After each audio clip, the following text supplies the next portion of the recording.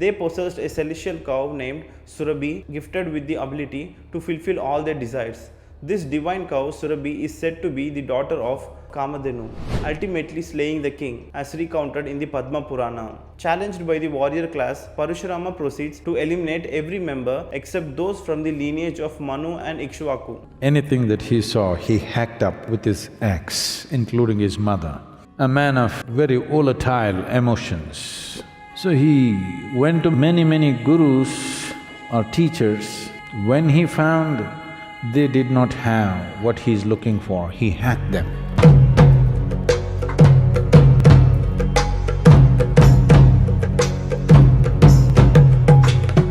In certain schools of yoga, they classify yogis into three categories. These are referred to as Mandha, Madhyama and Uttama. Mandha means he has tasted what it means to be conscious. He has tasted the source of creation, he has known the oneness, but not able to keep it throughout the day. He needs to remind himself.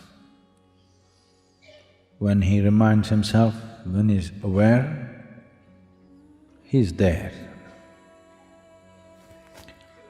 When he is not aware, he loses that whole experience. Nobody can be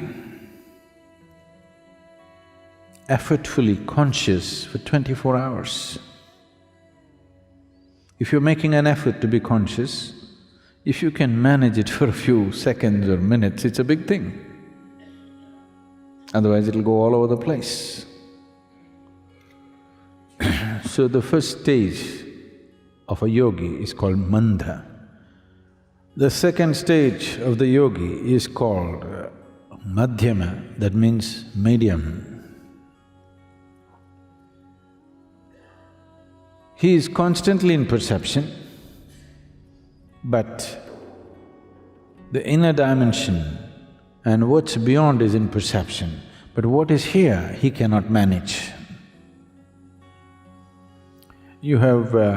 being in India, definitely you have heard of various yogis who were worshipped, but they were absolutely incapable of anything in their life. Many of them at certain phases of their life, they even had to be reminded to eat and go to the toilet. Even that had to be taken care of. They became like helpless infants. But they were in a fantastic state within themselves. But however fantastic it is, you cannot remain in that state because being disconnected from the physical world, you cannot remain in the physical body. If you have to maintain your physical body, you must have some competence with the physical world, otherwise you cannot manage it. The third state of a yogi is constantly in perception of the ultimate. At the same time, he is perfectly in tune with the outside. To an extent, you do not know whether he is really a yogi or not.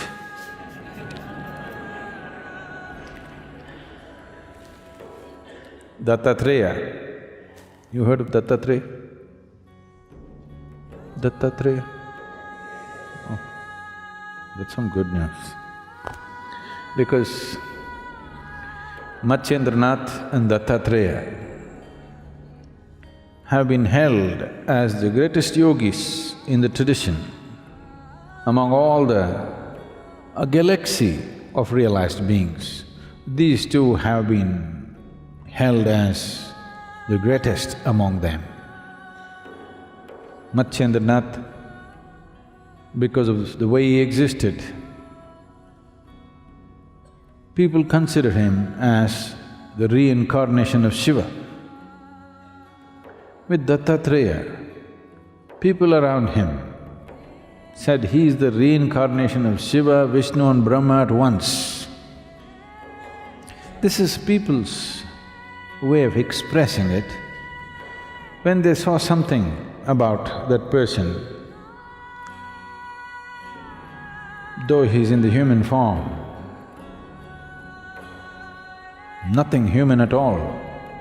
This doesn't mean he's inhuman. Yes, definitely not human. So when they saw such qualities, they could only compare him to Shiva, Vishnu, Brahma like this. They said he is the reincarnation of all the three. So sometimes you will see Dattatraya's images with 3 heads because he is the reincarnation of all the three. Dattatreya lived a very enigmatic life. Even today, the clan which grew out of him, they follow certain things, a powerful clan. You might have… definitely you heard of Kanfats. These are the worshippers of Dattatreya. Even today they walk around with black dogs. Dattatreya always had black dogs around him, spotlessly black. I will not go into this dog business. There's a whole lot of things about it. He used dog in a certain way. You know, if you have a dog at home, he's little more perceptive than you. Yes or no? In smell, in hearing, in vision, he seems to be little better than you. So Dattatreya took the dog to a different level and he chose those dogs which were completely jet black. Even today, the Kanfats have these dogs with them. They won't let their dogs walk, they will carry them on their shoulders and walk, big dogs. Because it was Dattatreya's pet, so they treat him very special. After 200 generations, still what he set up still runs. Still it's one of the largest clans of spiritual seekers. When Parashurama, the axe hacker, anything that he saw, he hacked up with his axe, including his mother. A man of very volatile emotions. In many ways, without participating in it, Parashurama decided the fate of Kurukshetra war. He fixed Karna in the very beginning. He had enormous capabilities, but his emotional volatility did not allow him to perceive the divine every moment of his life, off and on, bad weather most of the time. So he went to many gurus or teachers. When he found they did not have what he's looking for, he hacked them. Yes.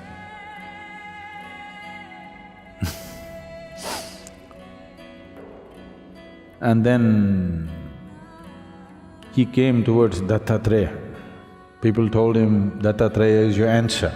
He came, still with his axe. When he was coming towards Dattatreya's place, many other spiritual seekers had gathered. They looked into his ashram and were running away. This is not a spiritual place.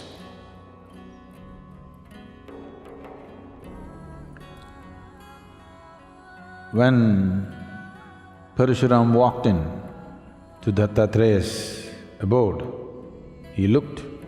Here was a man who was sitting with a pot, a jug of wine on one lap and a young woman on his other lap. He just looked. Dattatreya looked drunk. Parashurama looked at him put his axe down for the last time and prostrated himself. Everybody else left. The moment he prostrated, the jug of wine and the woman disappeared, and Dattatreya was just sitting there with his dog at his feet. Parashurama found his salvation to Dattatreya. This is a demo for Parashurama because he's a man of immense capabilities, but this capability is finding expression in anger, finding expression in a state of emotional volatility that it always finds negative expression, tremendous power, finding negative expression.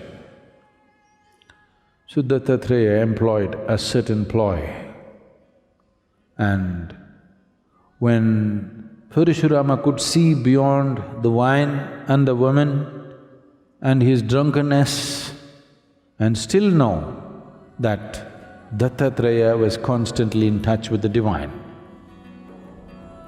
that moment became his opening. If he was that perceptive right through his life, a lot of people would have been spared the axe.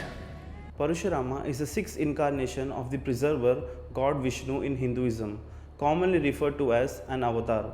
He is characterized as Rama with an axe due to his association with wielding an axe.